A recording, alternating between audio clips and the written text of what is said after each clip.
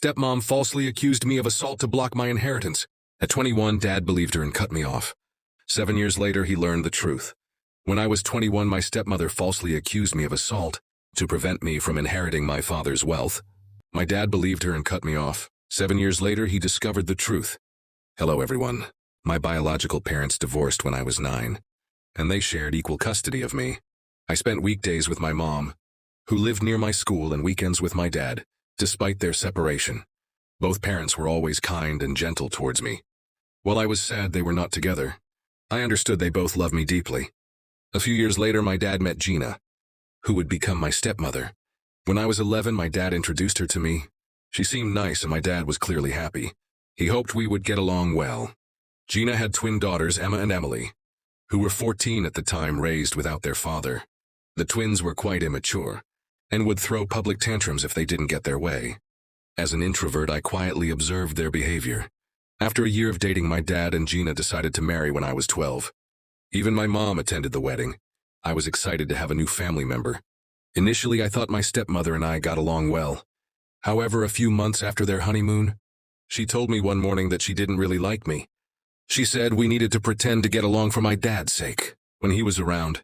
She also told me to stay out of her way when he wasn't there, because she couldn't stand the sight of me. As I reminded her of my mom, hearing her harsh words broke my heart. I had genuinely liked her and hoped for a good relationship. The twins overheard her and later teased me, saying my dad didn't love me and preferred them. I remember crying and telling my mom about it. She immediately called my dad and gave him an earful. My dad assured her that my stepmom would never say such things, and that I must have misunderstood her. The following weekend, when I visited my father, my stepmother appeared upset. She stayed silent in front of my dad, but as soon as he left, she angrily whispered to me, threatening that she would ensure I no longer had a dad in my life if I ever told my mom anything about her. She also warned that she would divorce my dad and take all his money, leaving him destitute if I didn't keep quiet. At just 12 years old, I was terrified for my dad, so I nodded in agreement from that day on. Gina made it her mission to make my life miserable, in every way possible. Being a child, I felt I had to endure it silently whenever we were alone. She would say hurtful things to me and I would stay silent, hoping she would eventually stop bullying me. She would insult my height and weight, calling me ugly. I hoped my dad would notice, but he never did. He believed Gina and I had a good relationship and would often force me to go shopping and eat out with her and the kids. She would use my dad's card to pay for our meals, but wouldn't let me eat anything substantial. At the restaurant, I was only allowed to have soup or dessert.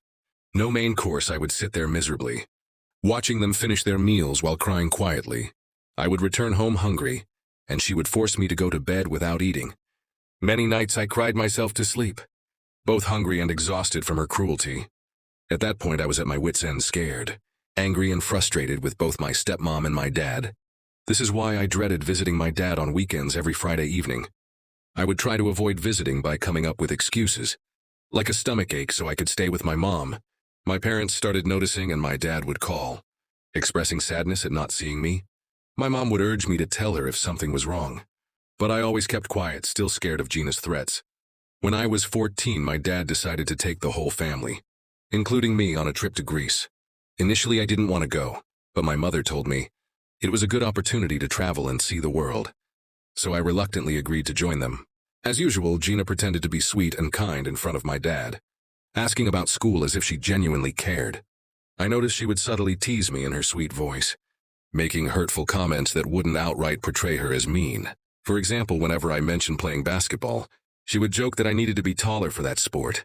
Even though I was quite tall for my age, she would then say I should focus more on studies if I ever wanted to be successful. The twins would smirk and call me names like meathead, even though I had better grades than them. My dad would notice but choose to ignore it. Whenever I expressed that her comments hurt me, my dad insisted she was just teasing and that I should lighten up. Gina would nod and tell my dad that I had no sense of humor and needed to learn to have fun. This continued throughout the vacation. One day, in a moment of anger, when she and the twins were teasing me about my weight, while I was trying to enjoy the pool, I decided to retaliate. I told the twins that their double chins were embarrassing. Watching their faces fall, I then turned to Gina and told her she shouldn't wear a shrug over her bikini because her huge stomach was still visible, making her look like a penguin.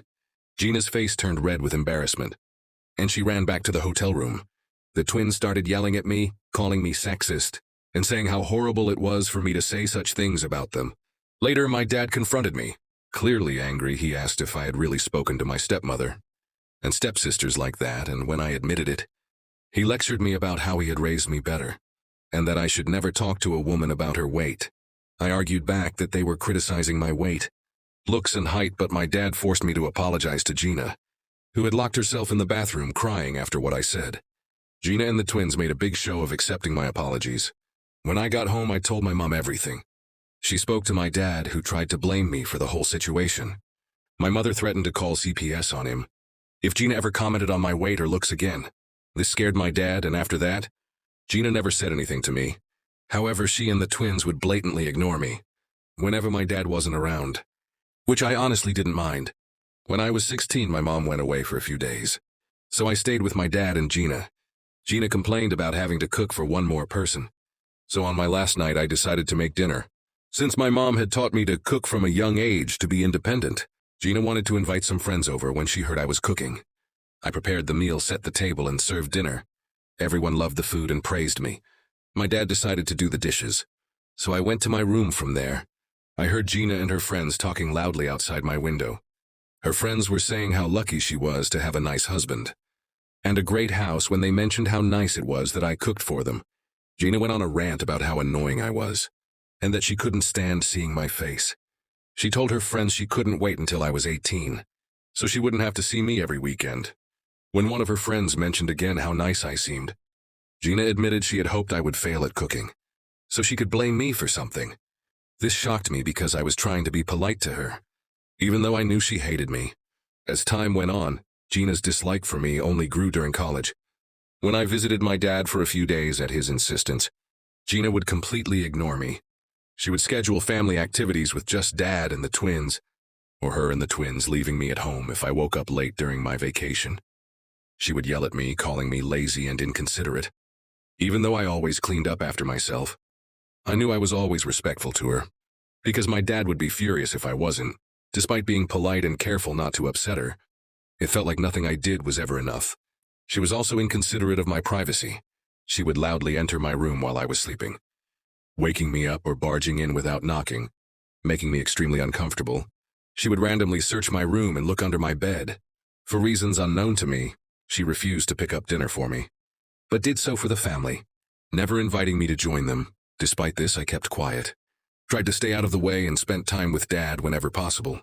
Now on to the main incident. When I turned 21, my dad invited me to visit him, saying he had some important news to share.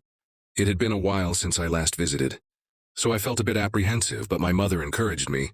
Saying it was good news, I agreed and booked my tickets upon arrival. My dad greeted me warmly at the airport, and we drove back to his place. I asked him about the news, but he said he would reveal everything during the family dinner. When we arrived, I noticed the twins were home too. It had been a while since I had seen Emma and Emily. They didn't acknowledge my presence, and I didn't acknowledge theirs either. That night during dinner, my dad started by expressing how proud he was to have 3 wonderful children. He spoke about his gratitude for having such a loving family and wanted to share some exciting news. The atmosphere was positive, and I felt a sense of anticipation. As he continued speaking, he looked at each of us with a smile, including Gina, who had been giving me icy glares all day. My dad went on to say that he had recently lost a friend to a heart attack, which made him realize how lucky he was to have us. He had spoken to a lawyer and made a will upon hearing the word will. Gina and the twins perked up with excitement. Dad said he had decided to leave the house to my stepmom. As she was his wife, Gina beamed with pride and kissed him on the cheek. My dad's house was a 5-bedroom place, and if Gina ever decided to sell it, she could make a fortune.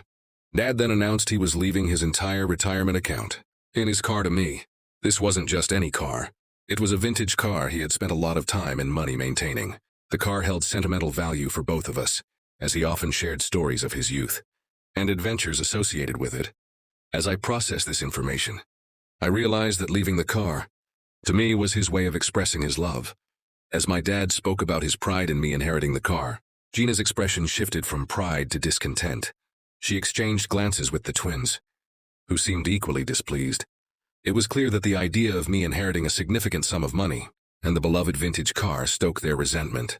Dad, apparently unaware of the tension in the room, continued to explain how he would leave the joint bank account he shared with Gina to the twins. Since Gina was a homemaker, the money was entirely my dad's. He expressed his wish for the account to be equally divided between them, assuring them they would have money and a house to live in, so they needn't worry if anything happened to him. I thought this arrangement was fair and had no issues with it. However, the twins immediately voiced their disappointment, saying they had expected more.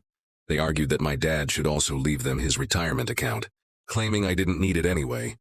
When my dad questioned their reasoning, Gina chimed in stating that as a guy, I should find my own way, whereas they were women and needed more money for financial security.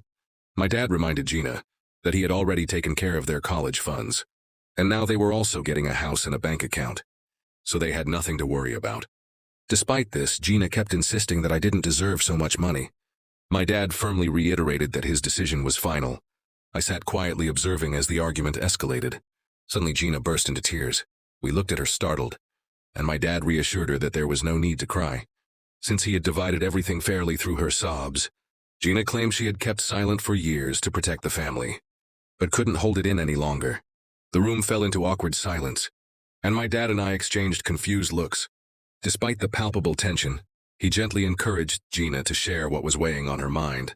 Amidst her sobs, Gina began to recount how a few years ago, I had supposedly tried to force myself on her, but she had kept it hidden to protect me. I was stunned, completely blindsided by the unexpected accusation. Before I could even grasp what was happening, Gina started elaborating on her fabricated story. She told my dad that after our vacation in Greece, where we had an argument about weight and height, I would constantly stare at her and attempt to enter her bedroom. Uninvited, I sat frozen in my chair as she continued to concoct tales of how I would try to barge in every time she took a shower or get uncomfortably close to her face when we were alone. She claimed she dreaded having me over every weekend because she feared I would behave the same way with the twins.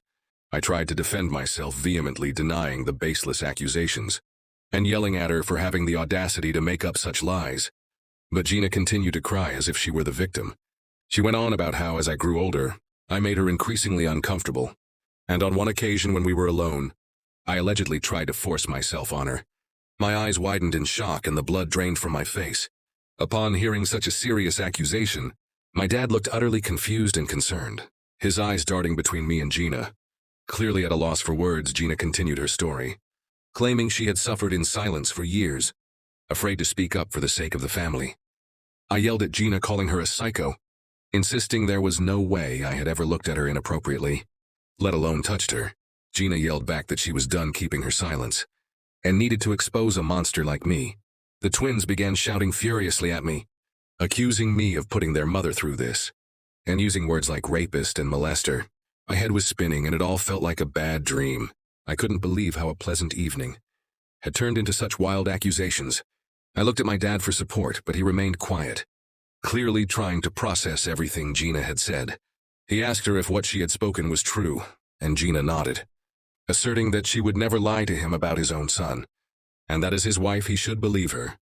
While I tried to defend myself, my dad asked Gina why she hadn't spoken up earlier. She explained that she feared no one would believe her, since I was a minor trying to do inappropriate things with her.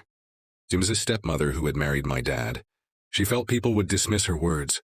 She claimed she had to bear this silently to protect the family. I was crying at this point, begging my dad not to believe her. I never imagined Gina could fabricate such atrocious lies, especially after what she had put me through over the years. Unfortunately, Gina's manipulation had strained my relationship with my dad, and he seemed torn between trusting me and believing his wife. The twins, influenced by their mother's narrative, supported Gina's false accusations and yelled at me to leave their house. I yelled back that it was my dad's place, and they shouldn't believe their mother's lies. My dad, amidst the chaos, looked up at me and told me to leave the house until the matter was resolved. It felt like a punch to the gut, being rejected by my own father, who chose to believe his second wife over me, left me hurt, confused, and betrayed. I packed my belongings and left the home I once thought was mine. I flew straight to my mother, who was shocked to see me at her doorstep when I told her everything. She was furious and ready to confront my stepmom, but I asked her not to, knowing how unpredictable and dangerous Gina could be. If Gina could concoct such wild lies to get me kicked out of my dad's house, because she was upset about the inheritance. She could do much more to ruin my life. I couldn't risk having her in my life any longer, which is why I decided to cut off my dad permanently, since he chose to believe her. He didn't deserve to have me in his life. Later, my mom told me that my dad called her to express his shame in having a son like me, and declared he wanted nothing to do with me. Despite her attempts to defend me, it was in vain. My dad's side of the family, convinced by Gina's story, also attacked my mom, accusing her of raising a pervert. I can't even begin to fathom the pain my mom felt, hearing such words about her son. The damage was done and Gina had won. I wish I could say my life improved after cutting her off, but it didn't.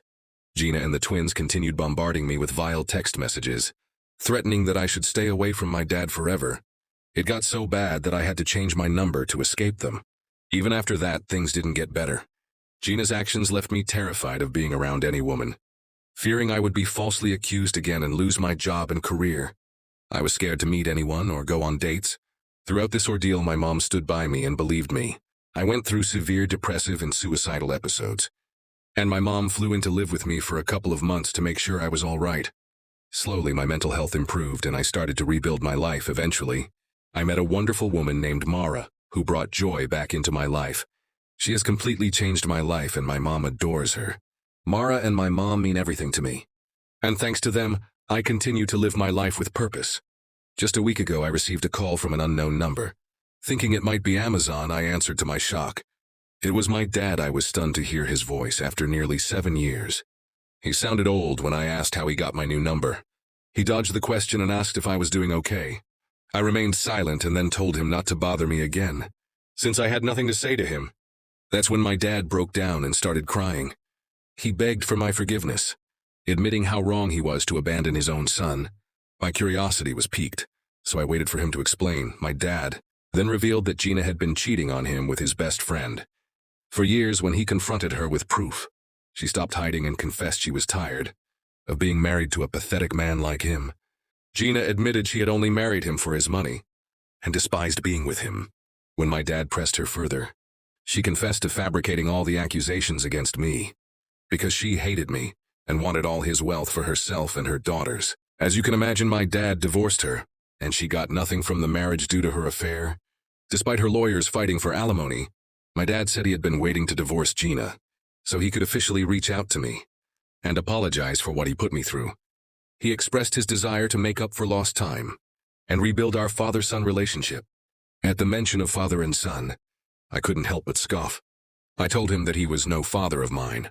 After how quickly he abandoned me for his wife's nasty accusations, I told him I wanted nothing to do with him, and that he should stop bothering me. I ended the call and hoped he got the message. Since then, I've been bombarded with calls from my dad and his side of the family, who I don't even talk to, saying that my dad has suffered enough, and that I'm just making it harder on him. Their messages leave me feeling conflicted. Am I the bad guy for refusing to talk to my dad after he cut me off? Due to Gina's false accusations. Update 1: my post was locked, but hopefully it's okay now. I've posted the link and tried my best with spacing. I'm on mobile. To everyone who offered support and advice, thank you so much. Your words help me see things more clearly. I'm not just furious at my dad for believing my stepmother over me, but also for all those years she harassed me while he did nothing to protect me. I was just a child, and she blackmailed and manipulated me while I kept quiet. I think it's time I open up to my mom and let her know exactly what I went through, because I know she'll understand. Update 2: hi everyone. It's been a week since my last update. For those concerned about my mental health, I'm doing okay. Thank you for your kindness. I booked tickets for my mom to come visit me, so I could tell her and Mara everything. They already sensed something was up. I started by telling them about Dad's contact after all these years, which shocked my mom. She asked why he reached out, and I explained she had no idea. He had gone through a divorce and was furious at Gina for what she put everyone through. Then I told them about how Gina would manipulate me. When I was just 12 years old, I recounted how she bullied me when Dad wasn't around and threatened to divorce him if I ever told him. I didn't realize how traumatic these events were until I began to open up about them. One by one, by the time I finished, I had tears streaming down my face. Mara and my mom were crying quietly as well. My mom immediately hugged me repeatedly, saying that I shouldn't have kept this all in, and that it was okay to share. I cried for half an hour while my mom held me, Mara also told me that no child should have gone through what I did, and that it was completely fine if I chose never to speak to my dad again, since he should have protected me. My mom nodded, saying, I had no obligations to explain anything to my dad, because when I needed him the most, he chose to believe his wife over me. The only reason he was reaching out now was that he was lonely and had no family left. That's when I realized they were right. My dad perhaps never really loved me, because if he did, he would have never believed I was capable of such things. Since then, I felt much lighter after sharing my past with Gina out loud. With my mom and Mara, I've blocked my dad, and will continue to block any other family member who tries to interject in my life. I owe no explanations to those who chose to abandon me. Update 3. Wow, it's been 6 months since I wrote this post, and I can't believe how much my life has changed since then. I want to start by sharing some happy news. I proposed tomorrow and she said yes. My mom is thrilled for us, and we're considering moving closer to her because the schools are better there. Since both of us can work from anywhere, it makes sense for our future family, thanks to advice from people on Reddit. I've also started therapy. It's helping me feel better. Step by step, I'm trying to focus on the positive aspects of my life. Like Mara and my mom, they've always been there for me, and I'm deeply grateful for their support. The past has been tough, but I'm looking forward to a brighter future, free from all the lies and drama.